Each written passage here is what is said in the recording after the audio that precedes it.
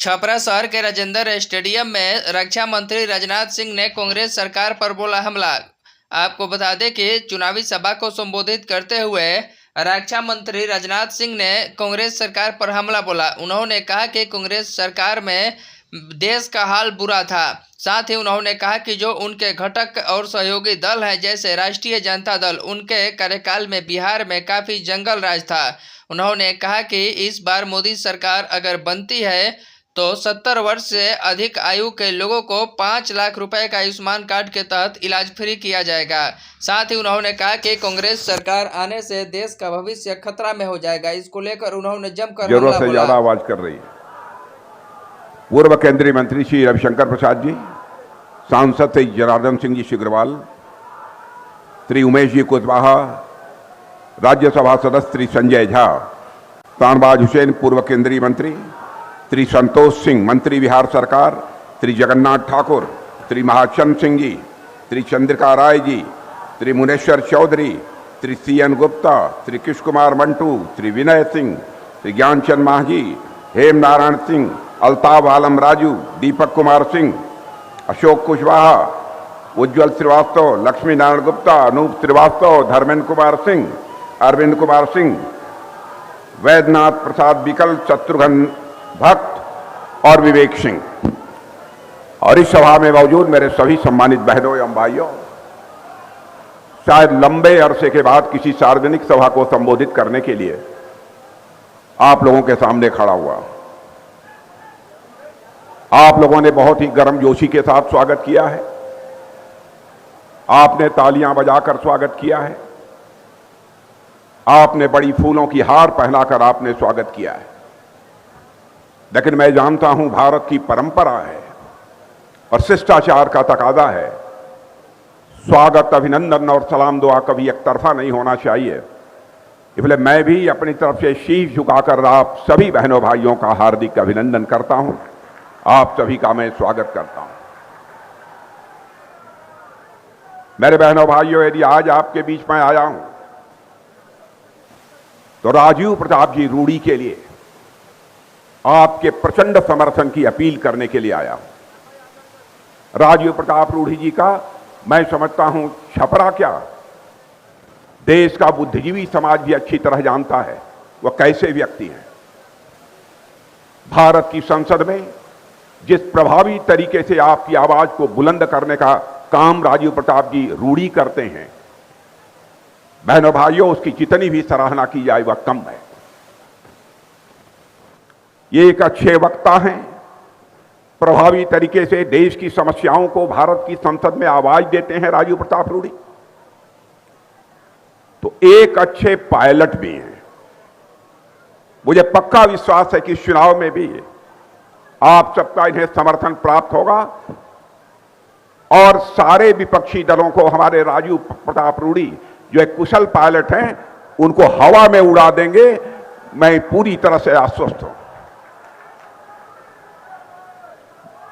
मेरे बहनों भाइयों, गुजरात में सूरत में गुजरात के सूरत संसदीय निर्वाचन क्षेत्र में विजय का त्रिगणेश हो चुका है। आपने देखा होगा कि इंदौर के कांग्रेस प्रत्याशी ने भी अपना समर्थन लेकर भारतीय जनता पार्टी अपना नामांकन वापस किया और अपना समर्थन भारतीय जनता पार्टी को दिया है। चारों तरफ सारे हिंदुस्तान में, देश के अधिकांश राज्यों में मेरी सार्वजनिक सभाएं हो चुकी हैं। आज आप सबके बीच में हूं। सारे देश का माहौल जो देखने को मिल रहा है, मुझे लगता है कि हम लोगों ने जो 400 पार का लक्ष्य निर्धारित किया है बहनों भाइयों, वह 400 पार का लक्ष्य प्राप्त करने में हम पूरी तरह से कामयाब होंगे, यह मेरा पक्का विश्वास है। मोदी जी के नेतृत्व में हमारी सरकार को काम करते हुए आप पिछले 10 वर्षों से देख रहे हैं। बहनों भाइयों, चाहे कोई दावा कुछ भी करे, लेकिन इस सच्चाई को कोई मां का लाल नकार नहीं सकता है। अंतर्राष्ट्रीय जगत में भारत का मस्तक ऊंचा करने का काम यदि किसी भारत माता के सपूत ने किया है तो हमारे प्रधानमंत्री नरेंद्र मोदी जी ने किया है। पहले अंतर्राष्ट्रीय मंचों पर भारत कुछ बोलता था तो भारत की बातों को जितनी गंभीरता पूर्वक अंतर्राष्ट्रीय मंचों पर लिया जाना चाहिए, लोग नहीं लेते थे।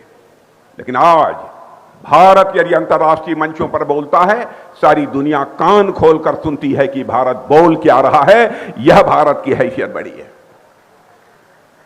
धन दौलत के मामले में भी हमारा भारत 2004 से लेकर आदरणीय अटल बिहारी वाजपेयी जी की सरकार जाने के बाद, जब डॉक्टर मनमोहन सिंह जी प्रधानमंत्री बने थे, तब से लेकर 10 वर्षों तक उन्होंने हुकूमत चलाई है। 2014 तक हमारा यह भारत दुनिया के देशों में धन दौलत के आकार के मामले में, इकोनॉमी की साइज के मामले में दुनिया में 11वें स्थान पर खड़ा था। लेकिन मेरे बहनों भाइयों, मोदी जी के नेतृत्व में हमारी सरकार ने जिस तरीके से करिश्माई काम किया है, आप भी सीना ठोक कर कह सकते हैं, धन दौलत के मामले में जो हमारा भारत 2014 में 11वें स्थान पर था, वह जंप लेकर आज दुनिया में 5वें स्थान पर पहुंच गया है। मेरे बहनों भाई, मैं ही नहीं, सारी दुनिया के माने जाने अर्थशास्त्री, दुनिया की बड़ी बड़ी फाइनेंशियल फर्म यह दावा कर रही हैं कि जिस तरीके से भारत तेजी के साथ आगे बढ़ रहा है, विश्व की सर्वाधिक तेजी से आगे बढ़ने वाली अर्थव्यवस्था किसी देश की है तो भारत की है। और जिस तरीके से आगे बढ़ रहा है, यह पक्का है कि आज के 2.5-3 साल के बाद 2027 आते आते इस संभावना को भी नहीं नकारा जा सकता कि 2027 के पहले भी हो सकता है कि हमारा यही भारत धन दौलत के आकार के मामले में दुनिया की टॉप 3 कंट्रीज में आकर खड़ा होने जा रहा है। मेरे बहनों भाइयों, यह कोई छोटी बात घटना है, यह हमारी छोटी उपलब्धि है। आतंकवाद का जहां तक सवाल है, कांग्रेस की हुकूमत डॉक्टर मनमोहन सिंह जी की आपने देखी है, उसके पहले की भी कांग्रेस की हुकूमतों को आपने देखा है। बराबर केवल जम्मू कश्मीर में ही नहीं, देश के किसी न किसी राज्य में कोई न कोई आतंकवादी वारदात होती रहती थी। आज कोई मां का लाल बतला दे कि भारतवर्ष में किसी राज्य में कोई आतंकवादी वारदात हो रही है। शायद छिटपुट कश्मीर में कोई एकाक वारदात महीने में कोई हो जाती होगी, क्योंकि अब पड़ोसी देशों ने भी समझ लिया है भारत अब यह कमजोर भारत नहीं है, भारत यह दुनिया का ताकतवर देश बन चुका है। और बहनों भाइयों, आप भी यकीन रखना, भारत के रक्षा मंत्री के रूप में यकीन दिलाना चाहता हूं, भारत की सीमाएं पूरी तरह से सुरक्षित हैं। आज हमारी ताकत है कि भारत सीमा के इस पार भी मार सकता है, जरूरत पड़ी तो सीमा के उस पार भी जाकर भारत मार सकता है। यह भारत की हैसियत है।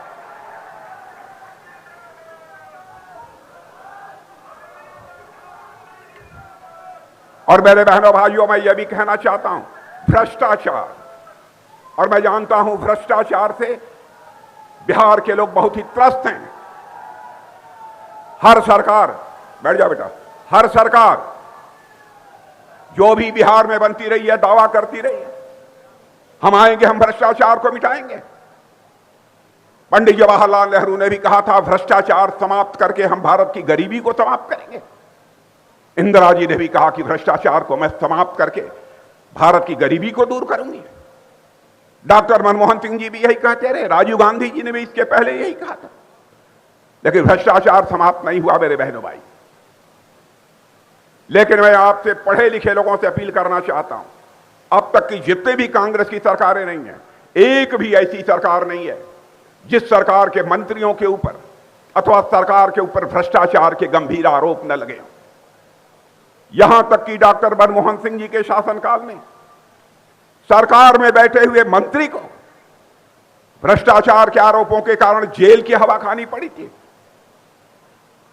लेकिन कोई मां का लाल यह बतला दे, चाहे हमारे आदरणीय अटल बिहारी वाजपेयी की सरकार रही हो, चाहे मोदी जी के नेतृत्व की आज की सरकार हो, बहनों भाइयों, कोई उंगली उठाकर कह दे कि हम फला मंत्री भारतीय जनता पार्टी में भ्रष्टाचारी है, कहे तो कोई। आरोप लगाने के लिए चाहे कोई कुछ भी आरोप लगा दे। और मैं याद दिलाना चाहता हूं, राजीव गांधी जी भारत के प्रधानमंत्री थे। बहनों भाइयों, मैं किसी प्रधानमंत्री की कभी आलोचना नहीं करता हूं, क्योंकि मैं मानता हूं प्रधानमंत्री चाहे किसी भी राजनीतिक पार्टी का हो, वह व्यक्ति नहीं होता है, वह संस्था होता है। लेकिन राजीव गांधी जी ने एक बार अपनी मजबूरी जाहिर करते हुए यह कहा था, क्या करें, हम दिल्ली के बैंक से 100 पैसा भेजते हैं, लेकिन नीचे पहुंचते पहुंचते लोगों की जेबों में बामुश्किल 14 पैसा पहुंच पाता है। 86 पैसा यह भ्रष्टाचार की भेंट चढ़ जाता है। लेकिन किसी भी सरकार ने इस संकट से निपटने के लिए जो कुछ प्रभावी कदम उठाए जाने चाहिए थे, नहीं उठाया। लेकिन हमारी सरकार ने, हमारे प्रधानमंत्री ने यह काम किया। बहनों भाइयों, 2014 में सरकार बनी थी, मैं भारत का गृह मंत्री था, प्रधानमंत्री जी बैठक ले रहे थे, हम दोनों लोग बैठक में थे। वह अधिकारियों को निर्देश दे रहे थे कि भाई किसी के पास पैसा हो अथवा न हो, जीरो बैलेंस अकाउंट खोलो। भारत का एक भी परिवार से इस नहीं बचना चाहिए जिसका बैंकों में खाता न खुल जाए। मैंने पूछा कान में कि मोदी जी ऐसा क्यों, क्या जल्दबाजी है? कहे राजनाथ जी इसके बाद बैठकर मैं बतलाऊंगा, करिश्मा होगा भारत के अंदर। और आपने देखा जनधन खाता खुलने का क्या करिश्मा हुआ है। हमारे प्रधानमंत्री ने जनधन, आधार, मोबाइल की एक ऐसी त्रिमूर्ति खड़ा कर दी है कि आप सब भी अच्छी तरह जानते होंगे। आज दिल्ली के बैंक से 100 पैसा चलता है तो 100 का 100 पैसा आपकी जेब में पहुंचता है मेरे बहनों भाई।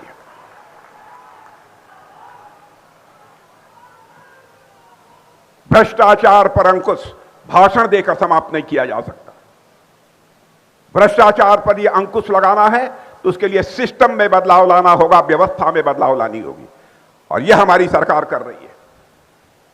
और मैं भारत की ताकत इसको देखना चाहते हैं मेरे बहनों भाइयों।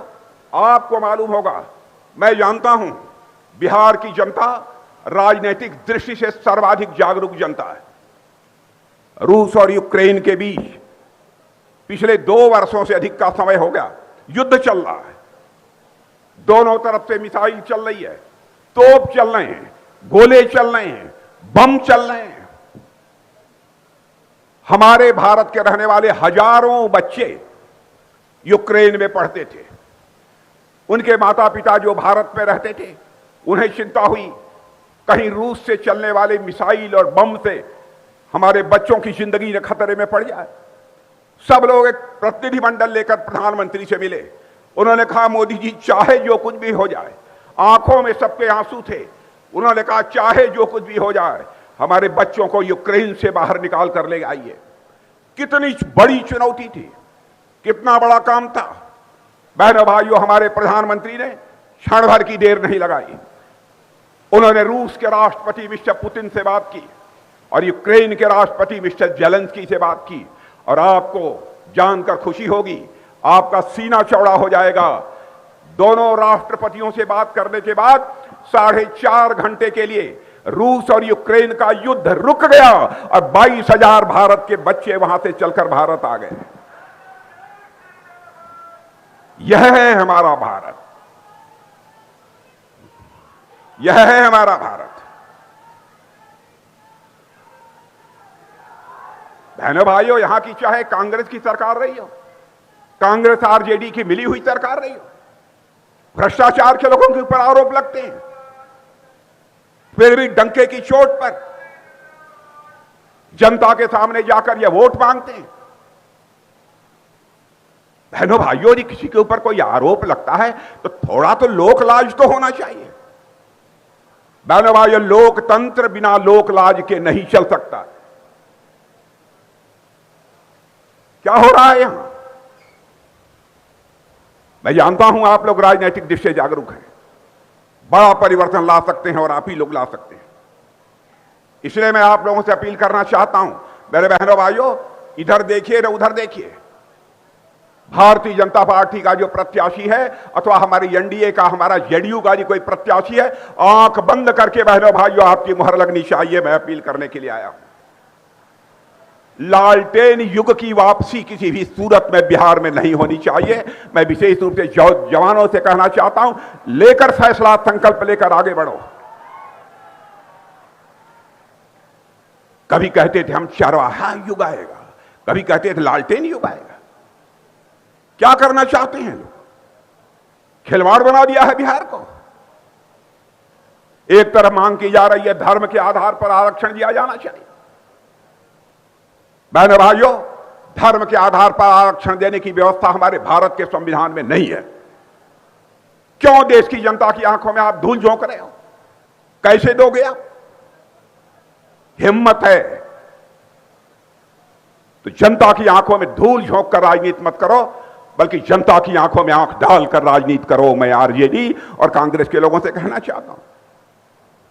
एक इनके नेता है, कहते हैं हमारी सरकार जब बनेगी, इंडी अलायंस जब बनेगी, वह कांग्रेस के नेता हैं, विदेशों में बैठे हुए हैं, वहां से कह रहे हैं सरकार बनने के बाद सरकार को यह विचार करना चाहिए, यदि घर का कोई मुखिया मृत्यु यदि हो जाती है तो उसकी जो संपत्ति है, उस संपत्ति में से 100 पैसा में 55 पैसा यह सरकार के खजाने में जमा हो जाना चाहिए और उस परिवार के पास केवल 45 पैसा शेष बचना चाहिए। क्या आप इसको मंजूर करते हैं? मैं आप सभी से पूछना चाहता हूं, क्या इसे मंजूर करते हैं?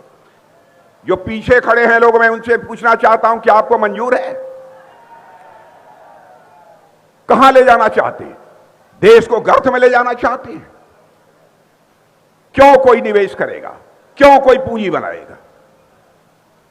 बड़े बड़े अर्थशास्त्रियों ने भी इसका जमकर विरोध किया है। अजीबोगरीब स्थिति पैदा कर दी है इन्होंने।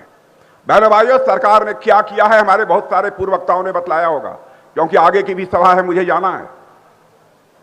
लेकिन मैं कहना चाहता हूं, जिनको पक्का मकान नहीं मिला है किन्हीं कारणों से, यहां की ढिलाई हो सकती है। जिनके घरों में नल के माध्यम से जल नहीं पहुंचा है, अथवा जिनको आयुष्मान भारत की सुविधा नहीं मिली है, जो भी सुविधाएं, हमारा भी कोई किसान प्रधानमंत्री किसान सम्मान निधि का लाभ प्राप्त करने से वंचित रह गया होगा, बहनों भाइयों, 2 साल के अंदर हम किसी को छोड़ेंगे नहीं। लाभ की हर सुविधा उस तक हम पहुंचाएंगे, मैं आपको विश्वास दिलाना चाहता हूं। और घर जाकर अपने बड़े बुजुर्गों को बतला देना, अभी तक आयुष्मान भारत यानी 5 लाख रुपए तक का मुफ्त इलाज, यह व्यवस्था थी। लेकिन एक निश्चित आमदनी, निश्चित इनकम ग्रुप के लोगों के लिए यह व्यवस्था थी। अब इस बार जो घोषणा पत्र तैयार हुआ है, मैं बतलाऊं, घोषणा पत्र का चेयरमैन मैं ही था। प्रधानमंत्री जी के साथ हम लोग बैठे जब उसको फाइनल शेप देने के लिए, तो उन्होंने कहा कि भाई, चाहे कोई करोड़पति हो, अरबपति हो अथवा गरीब हो, यदि 70 साल के ऊपर की उम्र है तो उसे मुफ्त में 5 लाख रुपए की जो है चिकित्सा उसकी की जानी चाहिए। और आप सुन लीजिए, सरकार बनने के बाद 1 महीने के अंदर जो भी आपके परिवार में आपके माता पिता दादा दादी जिनकी उम्र 70 साल के ऊपर होगी, मेरे बहनों भाइयों, उनको मुफ्त यह सुविधा मुहैया कराई जाएगी। आने मत देना कांग्रेस आरजेडी को, मैं यह अपील करने के लिए आया हूं। लोकतंत्र संकट में पड़ जाएगा। हम लोगों के ऊपर आरोप लगाते हैं, इमरजेंसी इन लोगों ने लगाई, लोकतंत्र का गला इन लोगों ने घोटा है।